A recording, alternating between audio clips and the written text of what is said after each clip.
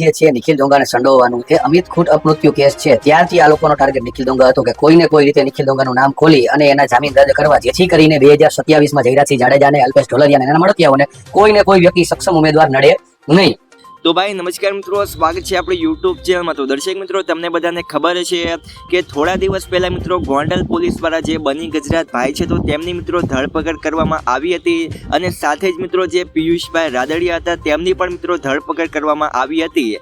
અને તમને મિત્રો એ પણ ખૂબ સારી રીતે ખબર છે કે બની ગજરાત ભાઈ મિત્રો અલ્પેશભાઈ ઢોલરિયા અને જે જયરાજસિંહ બાપુ જાડેજા અને ગણેશ ગોંડલ છે તો તેમના વિરુદ્ધમાં મિત્રો પોતાની યુટ્યુબ ચેનલમાં જે વિડીયો હતા એ સોશિયલ મીડિયા પર મિત્રો ખૂબ જ વાયરલ કરતા હતા.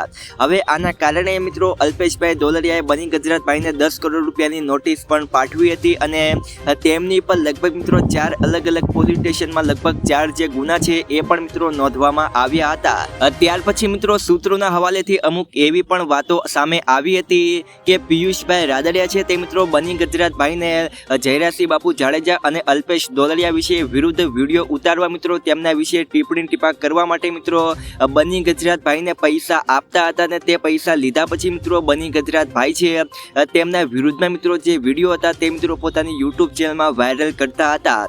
આવા અમુક સમાચાર છે તે પણ મિત્રો સૂત્રો દ્વારા આપવામાં આવ્યા હતા. જો કે મિત્રો આની આપણે કોઈ પણ જાતની પુષ્ટિ કરતા નથી. હવે આની વચ્ચે મિત્રો ત્યારે પિયુષભાઈ રાદડિયાનું એક સૌથી મોટું નિવેદન છે તે અત્યારે મિત્રો સામે આવ્યું છે.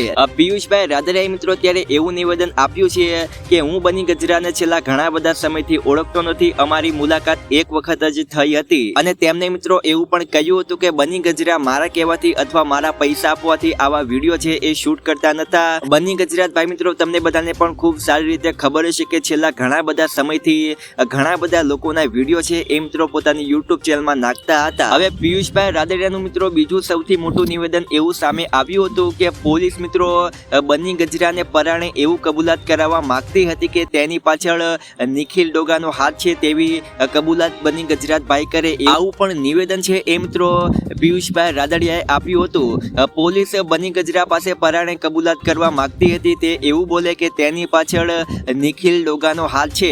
કારણ કે પિયુષભાઈ રાદડિયાએ એવું કહ્યું કે કારણ કે 2027માં નિખિલ ડોગા જયરાજસિંહ બાપુને નડે નહીં. નિખિલ ડોગાનું આ કેસમાં નામ આવે તો 2027માં નિખિલ ડોગા મિત્રો જયરાજસિંહને નડે નહીં. તેવું પણ મિત્રો અત્યારે પિયુષભાઈ રાદડિયાનું આ નિવેદન છે એ આપ્યું છે. કારણ કે મિત્રો થોડા દિવસ પહેલા તમને બધાને ખબર હોય તો એવી પણ અમુક વાતો ચર્ચામાં આવી હતી કે 2027ની અંદર ગોંડલમાં નિખિલ ડોગાની ટિકિટ છે એ મળી શકે છે અને નિખિલ ડોગા મિત્રો જયરાજસિંહ બાપુના વિરુદ્ધ લડવા પણ ઊભા થઈ શકે છે.